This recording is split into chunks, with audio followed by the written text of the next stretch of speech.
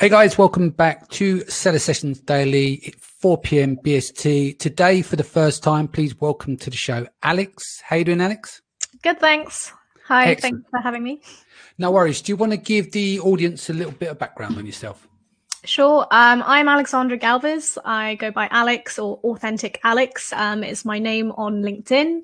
I have been, my background started in the financial services. Long story short, had a bit of a quarter life crisis and left all of that behind, having reached a leadership position by the time I was 24. Did a post on LinkedIn the day I left my job, had it go viral. And as they say, the rest is history. I continued sharing my journey in terms of where I was going and what I was figuring out on LinkedIn. By December, I got named LinkedIn Top Voice for the UK, which is basically in the top 12 most influential content creators on there. I got it the following year as well.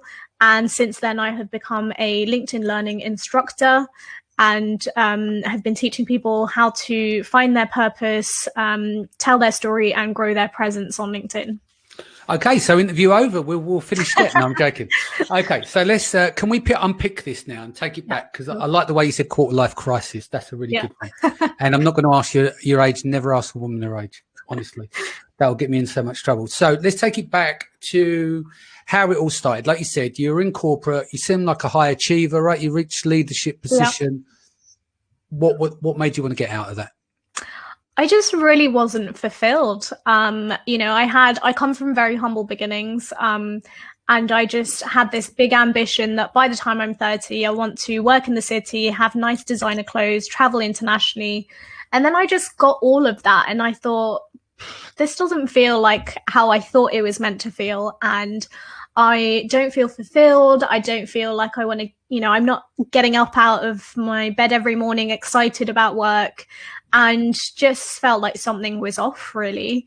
Was seeing sort of the next position of where people were at in the business, people with broken marriages or unable to see their children because they're always working or on their own. And I was just like, that's not the life I want to have. There's definitely more to life. And so I just decided that it was a very kind of didn't really think about it. One day something, a straw that broke the camel's back, and I was like, I'm out. Yeah. And it was really as easy as that. So how did you find what I think you're talking about? You're searching for meaning, right? So, I think there was a meme went around a few years ago, and it keeps reappearing. It's like, you go to the job, you go to that day job that you hate to wear designer clothes to show off to the Joneses next door that you can't stand in that big flash car to keep up with such and such. But then you're left as an empty shell, basically. But you seem to have cracked the code a lot earlier than that. So, so where was the point where you found meaning? Because I think the problem people have is that 90% of the population may not find their meaning in life at all. They may never find it, but did you actively search for meaning? I actively looked for what was going to bring me meaning in my life. I used to get on my way home, the bus that took me home kept on driving by a WeWork, and WeWork's motto is "Do what you love," or tagline. And I just kept on seeing "Do what you love, do what you love," and it's like, do I really love what I do? And there were elements that I did love about what I did. I was the head of training and development, so I loved developing people. I loved training. I loved personal development. Was I interested in foreign exchange? No. Was I interested in making salespeople sell better to make rich people richer? No. Was I interested in being in the financial services anymore? No. So it was really kind of going, okay, if this isn't what I want, and I've worked really hard since I was 18 to get here, what do I want? And really asking myself those big questions. And I went to workshops and seminars and worked with coaches and everything until I found out, okay, this is really what brings me meaning to my life. But you have to go, you have to fight, go to want to find it. It's not just going to magically appear. And the thing is, you don't find it straight away. Do you get frustrated because you try one thing? Like you said, you'll go to an event, a seminar, and you need to click with something. And I think it's something, well, can I vibe with this? And also timing. I think timing makes a big impact as well, because I think you can search, I'm a lot older than you. so I've had like 3 career changes, and there's always those gaps in between. It's like, where am I going to land, where I'm going to find my meaning again? And my meaning come 2015 with the selling on Amazon, and expanded from there. But you were in the wilderness for a period of time. So how much time did you spend looking for your thing? I would say probably a full year. But I think you've kind of raised a really good point. You know, I run retreats on helping people find their purpose, and I always kind of caveat it at the start and say, you will not leave here 100% sure of exactly what your meaning is or your purpose is, because it doesn't work like that. I think that you go to, like you said, you go to one seminar and something gives you a nugget there, and then you go to another workshop, and then you maybe do work with some coach, and you start to build on your meaning.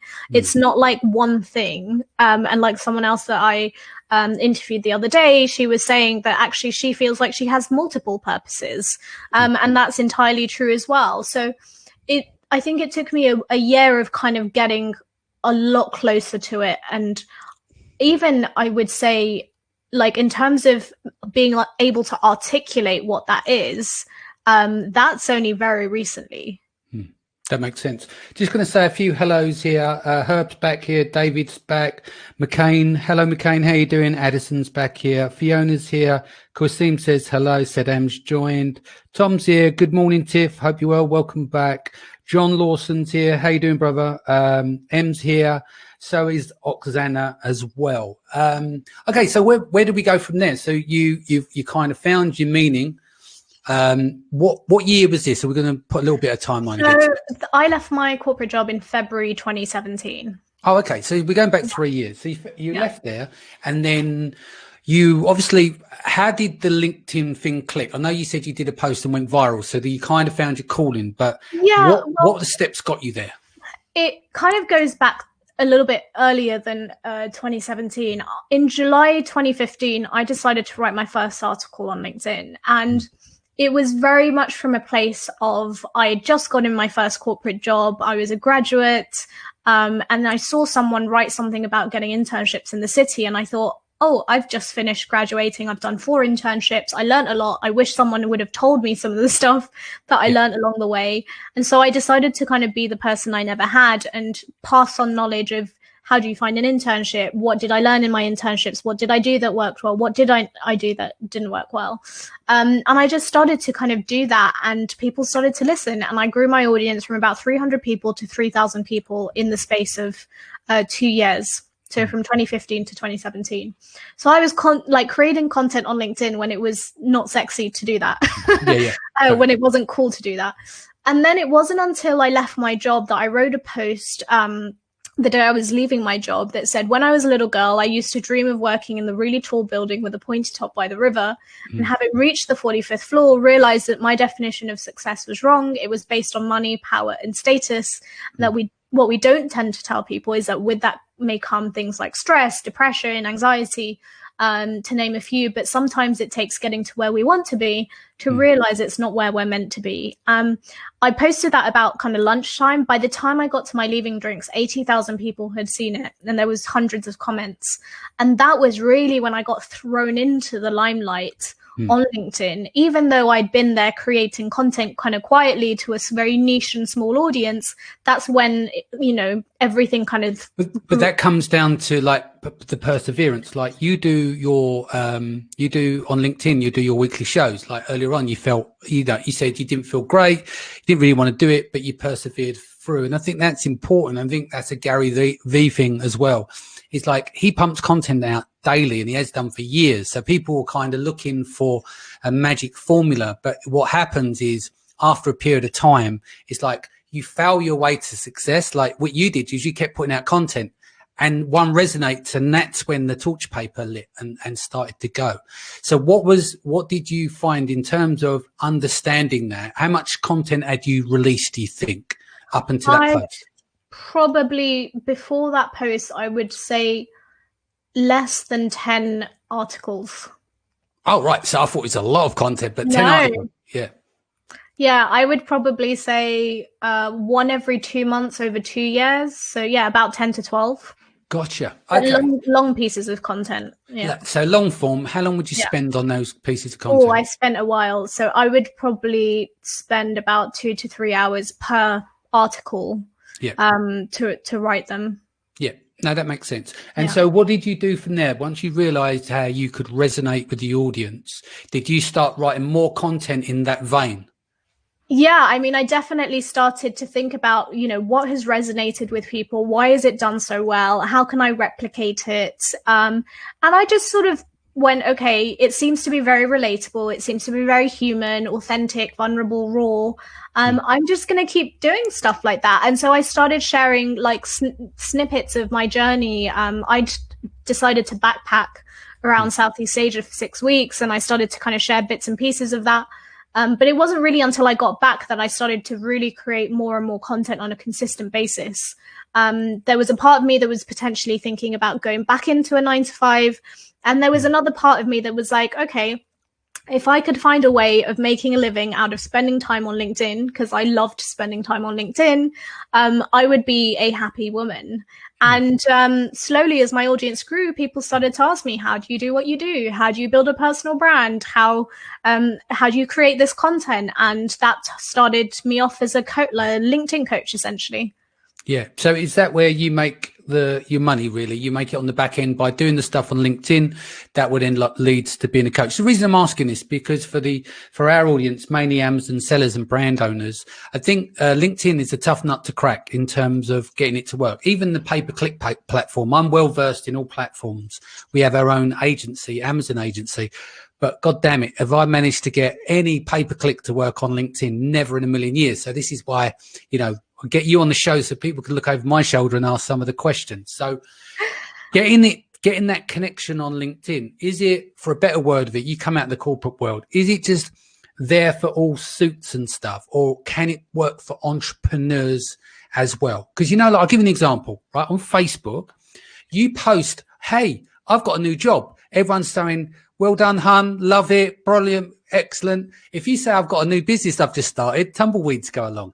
And I get the feeling is that with LinkedIn, it's headhunters and it's people that want to do well in jobs. But is there a market there to activate for entrepreneurs? There's a huge market for entrepreneurs. And if you don't see it, it's probably because you're not connected to the right entrepreneurs or the ones that are visible and have large audiences. But I'm connected to like tons and tons and tons. I think that it's such a misconception that people think it's still just a place to put their CV and get headhunted or recruited. It's hugely changed. And I think that's been driven a lot by the acquisition of Microsoft. What we're finding now is that, any feature that you find on Facebook, Instagram, and YouTube, whether that's Insta stories, Facebook Live like this, you can create short status updates like Facebook or Twitter. You can put videos on like YouTube. There is not anything you can do on those platforms that you can't do on LinkedIn. That's a massive game changer. So it instantly changes the dynamic of the platform first. And secondly, there are a huge amount of organic reach right now where you can get a lot of visibility that you can't on other platforms. It's not been throttled. Yeah. And people, when they ask me, do you have premium? Do you use ads? Do you use pay-per-click? I'm like, I don't use anything. I've never paid a dime to LinkedIn for any reason. All I've done is, share my story through organic content and gotten organic reach. And in terms of relating it back to e-commerce businesses, there are two great examples of two product-based content creators that I love. One is called Simon Bourne. He makes handmade shoes. Another woman's called Kate Lister, who is a florist. They absolutely rake it in on LinkedIn because they are the only major florists and shoemakers in the UK on LinkedIn. Because if you think about shoemakers and florists on Instagram, if they were creating content on there, how much competition do they have? Too much. Yeah. Loads.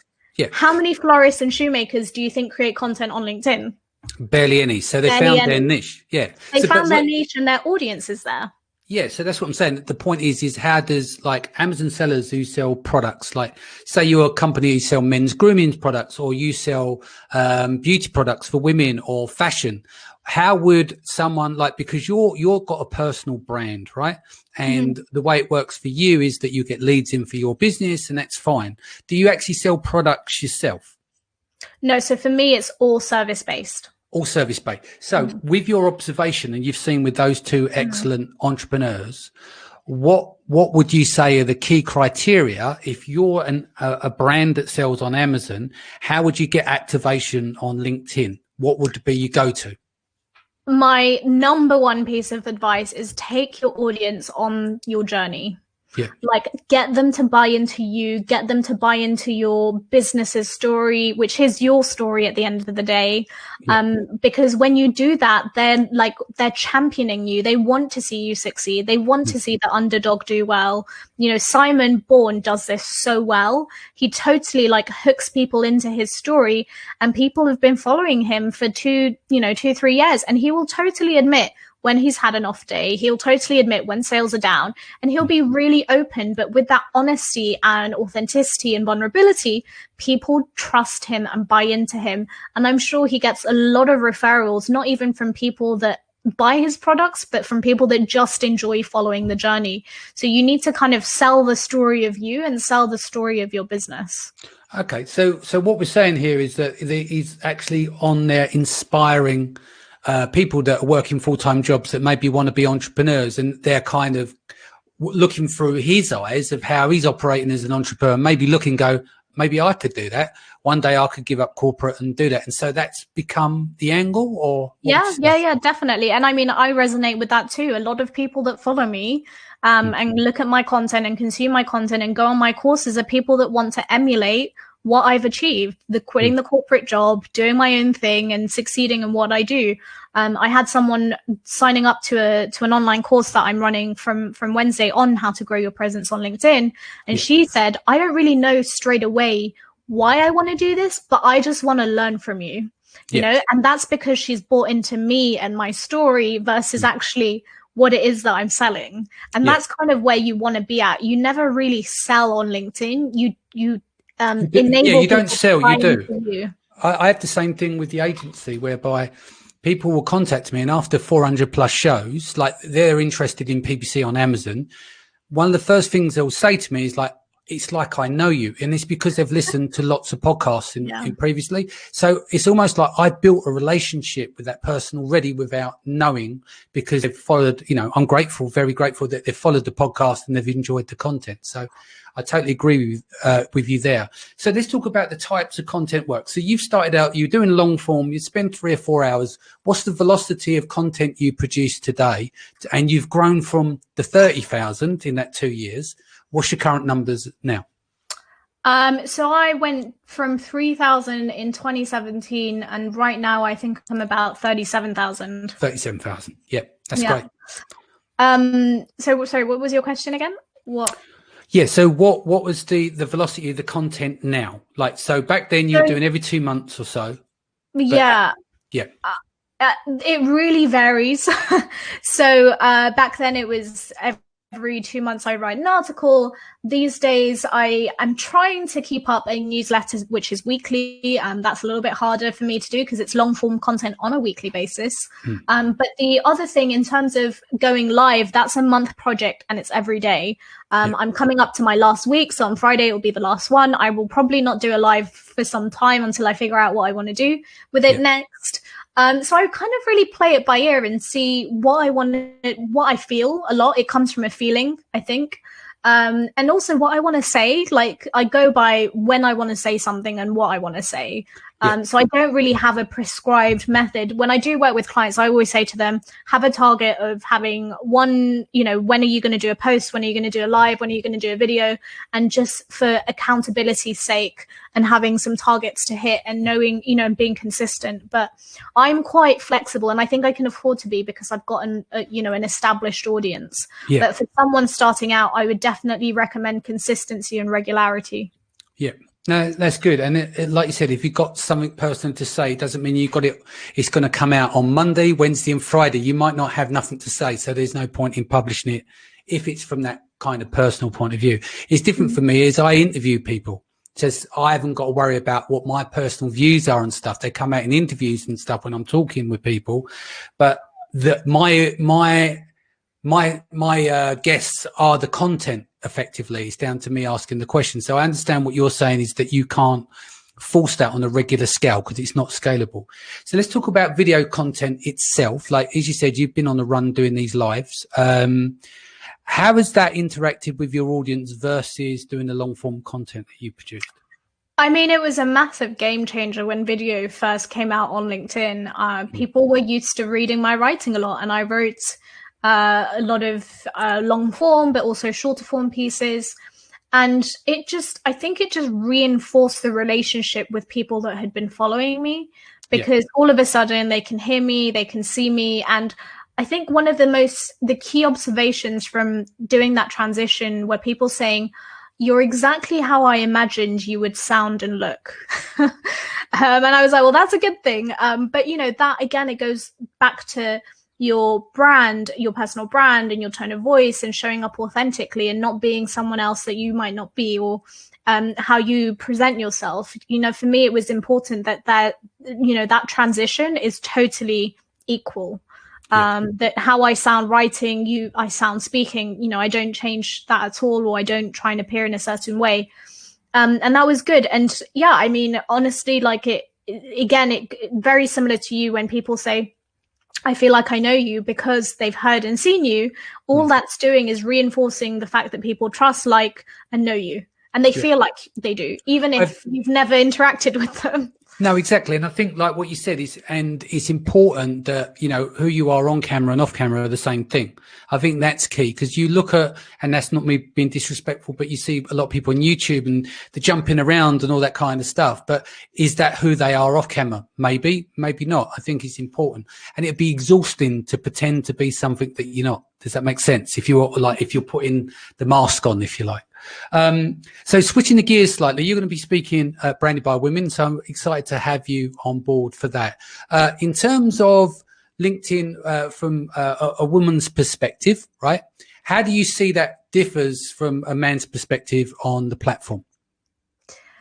What are we talking about in terms of creating content or challenges? Yeah, exactly. Like when you mentioned the shoemaker guy, like the way that he operates and he makes content on there, how does that differ to what you've seen with women brands making content on LinkedIn?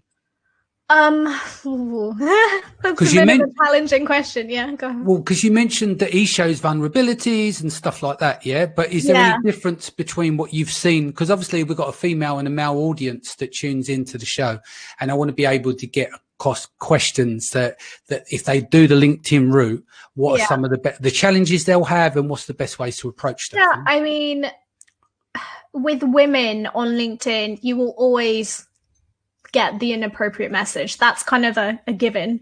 You will always have people that are like, oh, people tune in just because of your looks versus the content that you create. Like, there will always be those sorts of comments, but I think that's kind of across any platform, really. And I remember someone put a question out and said, do women on LinkedIn have more kind of engagement because of how they look? And honestly, I probably think that's true. Right. And I don't play into that, but I totally put my hands up and go, yeah, I wouldn't be surprised that that's the case. But in terms of like showing up vulnerably, etc., I think that challenge everyone has, regardless of gender, fear of being judged, fear of saying the wrong thing, fear of looking awkward. Like, there's so many, when I work with clients, whether that's a woman or a man, they have the same fears that hold them back of creating content on LinkedIn. So it's really like, regardless of gender, similar situations or feelings. In terms of the actual creating of content, I think it just really depends on style. And again, this doesn't necessarily mean female male thing. Someone might go down the route of creating content based around themselves and what they do. Someone might go, you know, and do that in a kind of very kind of soft way. Someone else might have more of a harsh Gary V tone to their content. Swearing and yeah. And the thing is, what I would say is, like, just do you. So when people come to me and say, oh, I want to do what you do and how you do it, and I'm like, well, yes, but no, because I don't want you to do it the way I do it. I want you to do it the way that's comfortable for you and what feels right for you. You know, if you look at my LinkedIn profile, if anyone does, I am totally on the opposite end of the spectrum of like quirkiness and difference and vulnerability. I never say to my clients, replicate my summary. I always say, you know, there's a spectrum, you find where you fit in that. So I would say it's about understanding like how you want to come across and what style it is that you want to show. Yeah. And I think, and that comes, it takes time. I mean, if I look back to 2017 when I started seller sessions, like awkward, nervous, you know, poor camera, horrible microphone, like headset, you know, you start from the beginning, don't you? And I think what happens is over time you develop, you know, your style, how comfortable you are. I remember back then I used to write notes and structure the interviews. Now nothing gets written down because I'm like, I've done 400 of them plus, you know, so it's kind of become second nature for me. And I think what happens is if I look through my content, I've seen how I've changed over that period of time. And does that make sense? And so, but all it comes down to in the end is you land where you land. And generally you'll land who you are. If as long as you're comfortable, you'll just be you on camera, and it becomes more, what's the word, more natural, because those bits kind of fall away, that there is an audience there listening, because it just becomes like a conversation when it's on an interview basis, you know? Yeah, for sure. And I mean, you know, today when I was doing the LinkedIn live session on how to live stream, coming from someone that has only just started doing this for a month, I was very clear about, you know, this is something that's very new to me. I fumbled my way through it. I'm still learning. There are things that work. There are things that didn't work. These are the things that I wish I'd known. And just being really transparent and going, you know, I'm trying to figure this out. And I think to remind people that we all, you know, no matter how established we are all still figuring things out. Yeah, no, exactly. And I think it's different for people that do face the camera and has to come up with content like yourself. If you don't have a guest to resonate or bounce with, that's a different dynamic to sitting there and just coming up with all the content yourself and then holding that audience for, I don't know, 20, 40, 60 minutes, how long that may be. But before we go, can you give me 3 key things you think that for brands and Amazon sellers, men and women, what they should do before they embark on LinkedIn as a channel? Be authentic, take people on your journey, and share your story. Excellent. And what is the best way if people want to reach out to you? www.linkedin.com/in/authentic Alex. Excellent. Great. Guys, thank you for joining us. Don't forget to grab a ticket, brandedbywomen.com. Tickets are free. Kicks off 15 days from now, 3 days, 3 live shows, 30 plus speakers. So yeah, it's going to be some fun having there. And again, Alex, thank you for joining us today. I'd love to get you back in the future to get a new update on your story. All right. Thanks for having me. All right, guys, take care. Be back here tomorrow at 4 p.m. BST. Take care.